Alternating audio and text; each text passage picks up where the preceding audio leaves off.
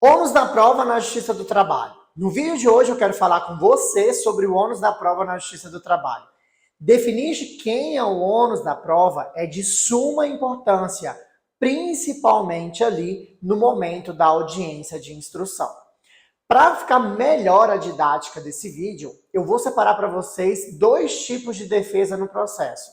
Defesa de mérito direta e defesa de mérito indireta. Na defesa de mérito direta, na contestação, a empresa ela vai negar pela integralidade todos os pedidos ali feitos na reclamação trabalhista. Um exemplo, eu ajuizo uma ação pedindo reconhecimento de vínculo de emprego perante uma empresa. A empresa, lá na defesa, alega que o meu cliente nunca trabalhou naquela empresa e desconhece quem seja. Se ele apresenta uma defesa dessa forma, a empresa está apresentando uma defesa de mérito direta, negando pela integralidade os meus pedidos. Já na defesa de mérito indireta, a empresa assume o fato, confirma o fato, mas nega ali os pedidos, apresentando ali uma alegação no sentido de que não se aplica aquela legislação, por exemplo. Neste exemplo que eu dei, a empresa, por exemplo, apresentaria uma contestação dizendo que o meu cliente trabalhou sim naquela empresa, porém ele não é empregado, mas sim um prestador de serviços. Assim, quando apresenta uma defesa de mérito indireta, a empresa assume o fato, confirma o fato, mas nega ali de forma parcial a aplicação da legislação sobre aquele caso. O artigo 818 da CLT dispõe que é ônus do reclamante, de quem ajuiza o processo, constituir o seu direito. Já é ônus da reclamada, da empresa, que costuma ser usualmente, negar, impedir ou modificar o direito do autor. Em resumo, quem define o ônus da prova, em regra, é a defesa, é a contestação num processo trabalhista. Mas para isso, há algumas exceções que não entram na regra. E que exceções são essas?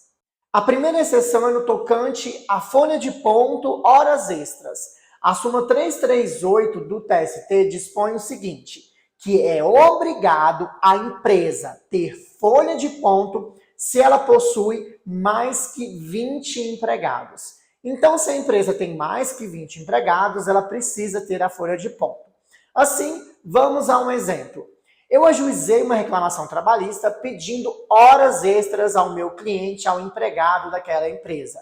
Se a empresa tem mais que 20 funcionários, é ônus da prova dela ali comprovar que o meu cliente não fazia horas extras, através da folha de ponto, já que é obrigação dela ter a folha de ponto se ela possui mais que 20 empregados. Já se a empresa que eu ajuizei a ação pedindo horas extras para o meu cliente não possui mais que 20 empregados, é ônus do meu cliente comprovar que ele fazia hora extra, já que não é obrigatório a empresa ter ali a folha de ponto.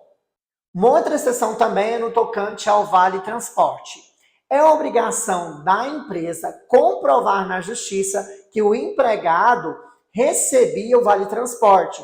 Se, por exemplo, eu ajuizo uma ação ali para o empregado pedindo o pagamento do vale transporte. E uma outra exceção também, conforme a súmula 212 do TST, é no tocante ao fim do contrato de trabalho. Quem tem que comprovar como se deu o fim do contrato de trabalho é a empresa e não o empregado.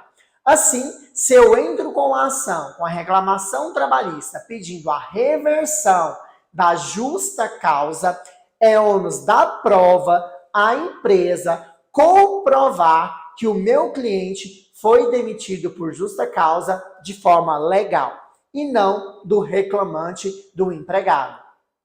A gente também pode ter a inversão do ônus da prova.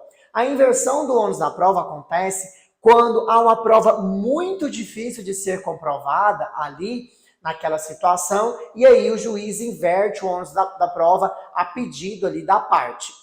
Um exemplo é em casos de assédio sexual, onde na maioria das vezes, infelizmente ali, o assédio sexual acontece no ambiente de trabalho e de forma velada. E o reclamante, o empregado, ele não consegue comprovar que sofreu um assédio sexual. Assim, o advogado pode pedir a inversão do ônus da prova para que a empresa, comprove que o meu cliente ali não sofreu assédio sexual.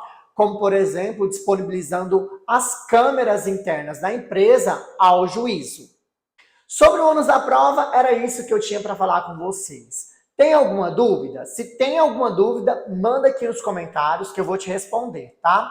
Não esqueça de se inscrever no meu canal e ativar o sininho também para você sempre ser lembrado quando o vídeo novo for publicado por aqui.